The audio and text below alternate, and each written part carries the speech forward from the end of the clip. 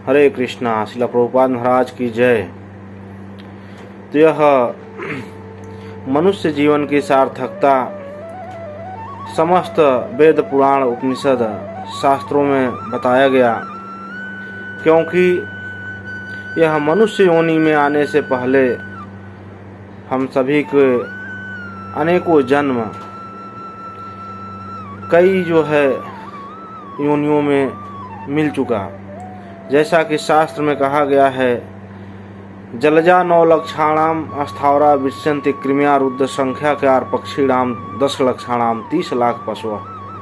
यह 9 लाख प्रकार का जन्म हमारा जल में हो चुका। जलजा 9 लक्षाणाम अस्थावरा विश्यन्ति, और 20 लाख प्रकार के वृक्ष अस्थावरा विश्यन्ति कृमिया रुद्र संख्याकार, और 11 लाख प्रकार के छोटे छोटे कीड़े मकोड़े, और पक्षीणाम 10 लक्षाणाम 10 लाख प्रकार का पक्षी का जो ऊपर उड़ने वाले पक्षी होते हैं।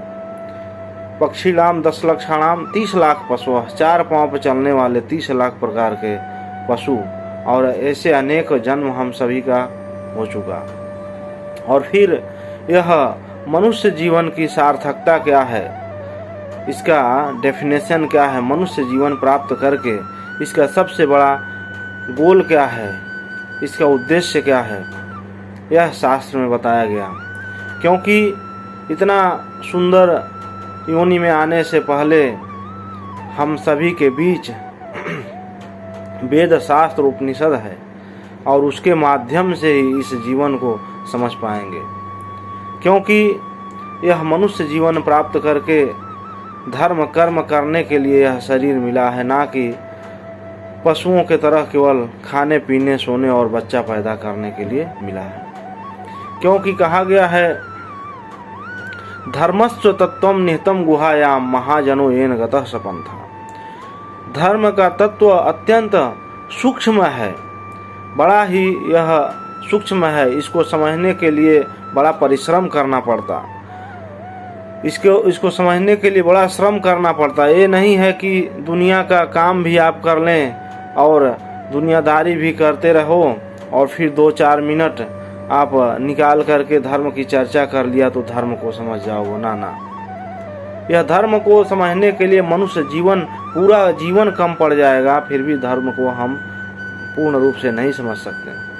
और यह मनुष्य जीवन की सर्वोच्च सिद्धि है, जन्म लाभ परे पुंसाम अंते नारायण स्मृति। भगवान का स्मृति आना चाहिए अंत में, तभी भगवान का हमें धाम प्राप्त हो सकता। और ये मनुष्य शरीर की जो है सार्थकता, वह मनुष्य जीवन की जो सार्थकता है वह पूर्ण हो जाएगी। लेकिन आज का मनुष्य अंधकार में तो पैदा हो गया और अंधकार में मर जाना चाहता है। हम अंधकार में तो पैदा हो गए, लेकिन अगर अंधकार में मर जाएं तो यह सबसे बड़ी हमारी मूर्खता होगी, और यह आत्मा का हम स्वयं हंता माने जाएंगे। क्योंकि यह बात स्वयं जो है भगवान श्री कृष्ण उद्धव जी को बता रहे हैं। 11 स्कंद 20वां अध्याय और 17वां श्लोक में बता रहे हैं, निर्देह माध्यम सुलभम सुदुर्लभम प्लवम सुकल्पम गुरु कर्णधारम मयानुकूले न भवेस्तराप्ति पुमान भवाब्दि नवतरे सात्मा। कहते हैं कि जीवन का समस्त लाभ प्रदान करने वाला मानव शरीर प्रकृति के नियमों द्वारा स्वतः प्राप्त होता है। भगवान श्री कृष्ण स्वयं यह बात उद्धव जी को बता रहे हैं कि हे उद्धव, निर्देह माध्यम सुलभम सुदुर्लभम प्लवम सुकर्णम गुरु कर्णधारम मयानुकूलेन न भवेस्तराप्तिम पुमान भवाब्धि न तरेस्त आत्मा। जीवन का समस्त लाभ प्रदान करने वाला मानव शरीर प्रकृति के नियमों द्वारा स्वतः प्राप्त होता है, यद्यपि यह अत्यंत दुर्लभ है। भगवान स्वयं बता रहे हैं, हे उद्धव, अत्यंत यह दुर्लभ है। यद्यपि अत्यंत यह दुर्लभ है, इस मानव शरीर की तुलना उस सुनिर्मित नाव से की जा सकती है।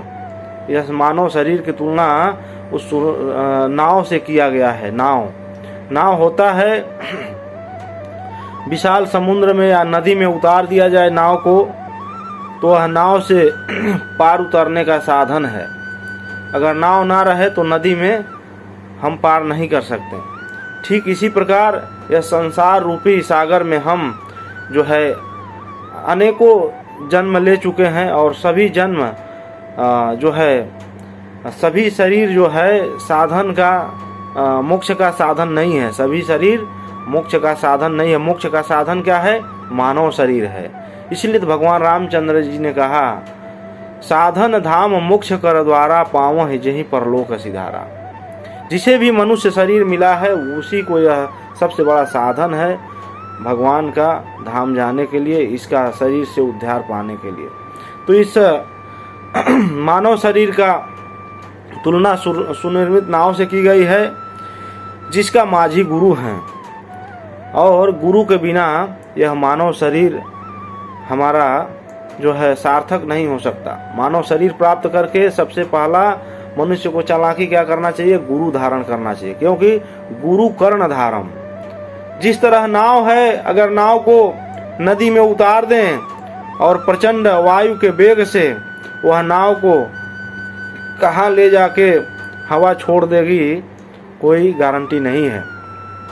लेकिन उस नाव में बैठा हुआ जो माझी होता है, अगर पतवार लेकर अगर उस नाव को पतवार के सहारे उस पार उतार देता है, ठीक उसी प्रकार हमें मनुष्य नाव रूपी मनुष्य शरीर तो मिल गया, लेकिन इस नाव रूपी शरीर को चलाने के लिए गुरु कर्णधारम, जिस तरह उस नाव को चलाने के लिए कर्णधार होता है, पतवार होता है, उससे मार के किनारे लगा देते हैं, ठीक इसी प्रकार इस मनुष्य शरीर को प्राप्त करने के लिए अत्यंत आवश्यक है गुरु धारण करने। गुरु का मतलब, गु मतलब अंधकार और रूह मतलब प्रकाश।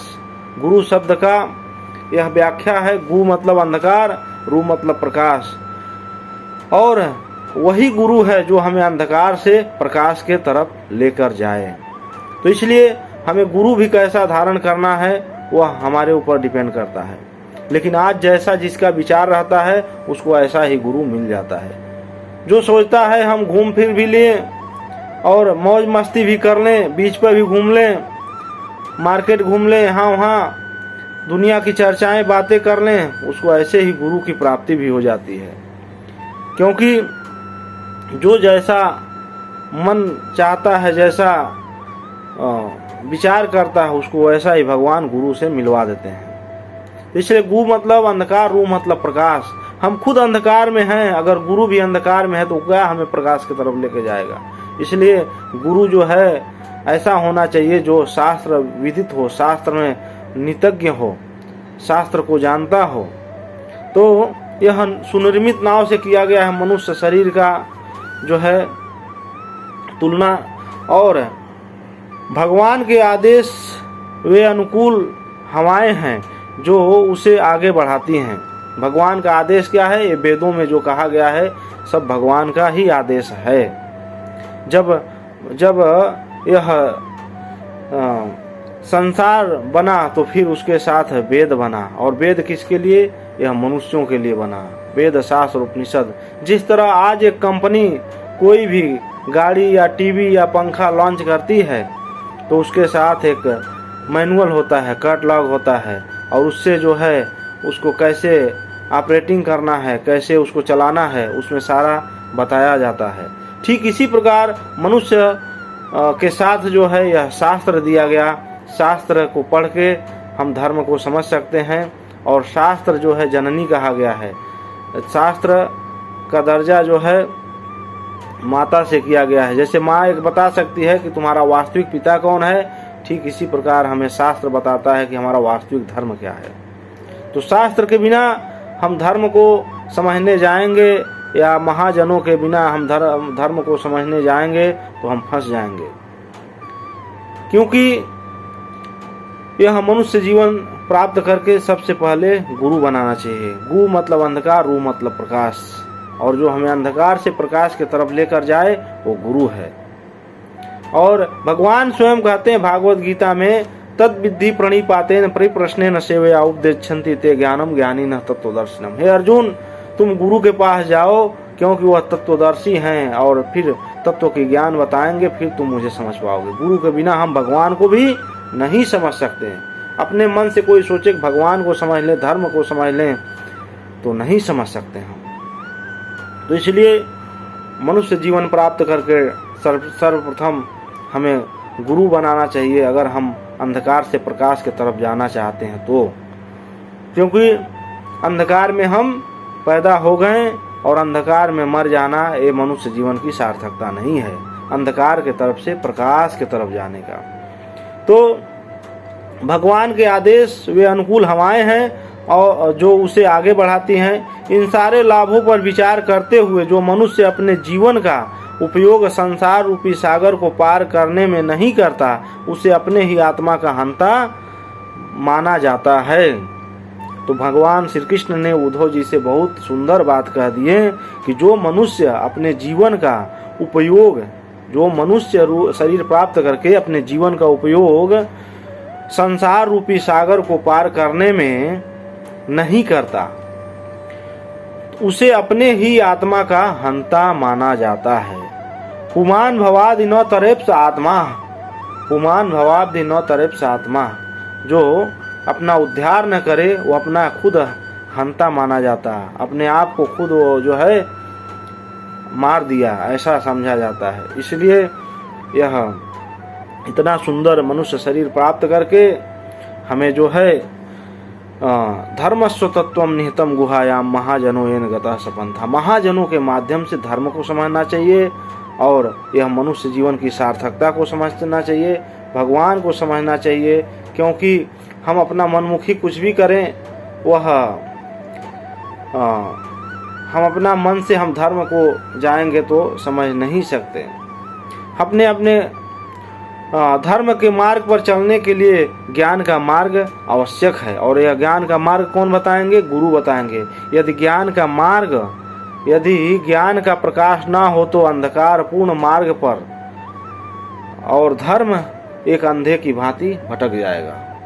अगर ज्ञान नहीं है, यदि ज्ञान नहीं है, ज्ञान का प्रकाश नहीं है, तो हमारे पूरे मार्ग पर अंधकार ही अंधकार होगा और फिर धर्म हमारा एक अंधे की भांति भटक जाएगा।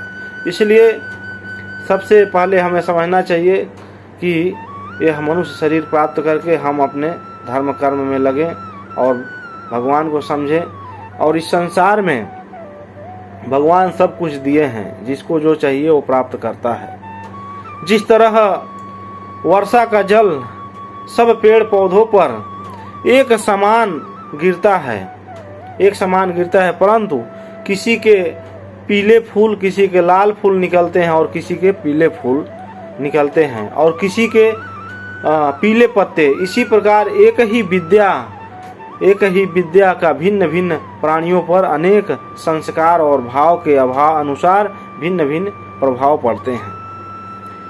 तो यह संसार रूपी में सब कुछ प्राप्त है, सब कुछ हम प्राप्त कर सकते हैं, लेकिन हमारे ऊपर डिपेंड करता है कि हम कितना अपने जीवन में ग्रहण करते हैं, अपने जीवन में कितना अप्लाई करते हैं। क्योंकि भगवान कहते हैं कि संशय आत्मा विनश्यति। हे अर्जुन, जो आत्मा संशय में है, जो अंधकार में है, उसका नाश हो जाता है।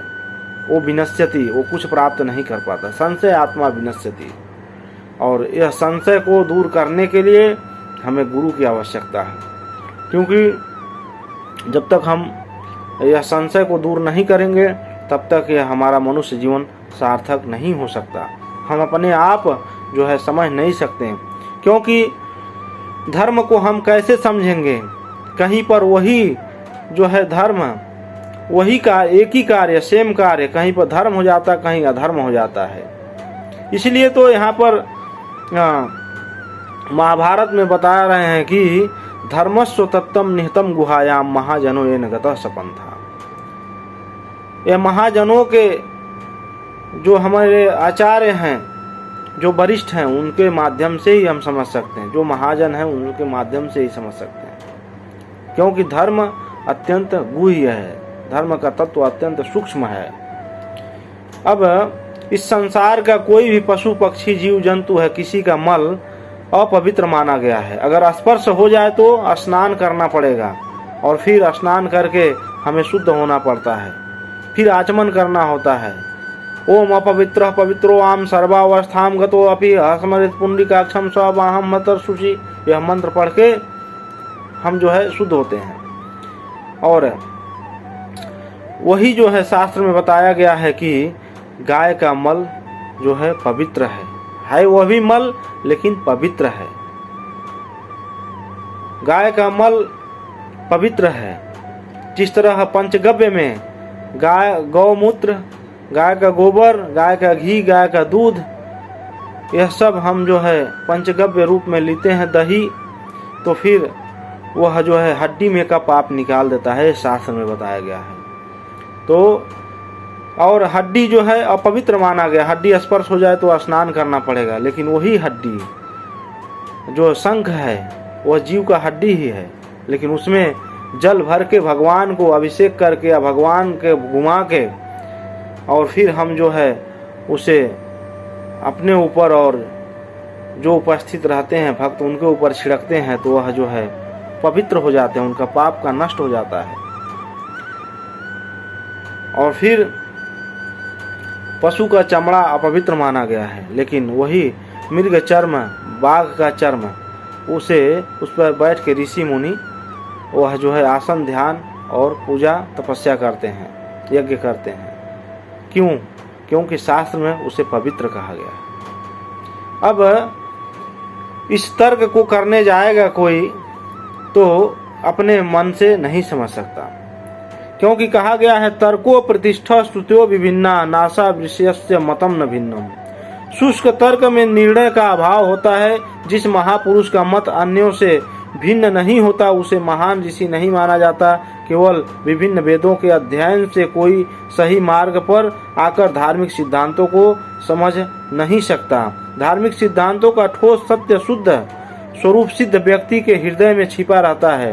फल स्वरूप जैसा कि सारे शास्त्र पुष्टि करते हैं, मनुष्य को महाजनों द्वारा बतलाए गए प्रगतिशील पथ पर ही चलना चाहिए। तो इसलिए हम जो है शास्त्र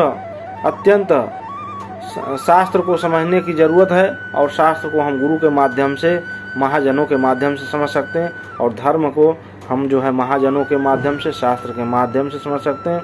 धर्मस्व तत्तम निहितम गुहायाम महाजनों येन गतः सपंथा। बिना महाजनों के हम जो है माध्यम से हम इस शास्त्र को नहीं समझ सकते। हरे कृष्णा।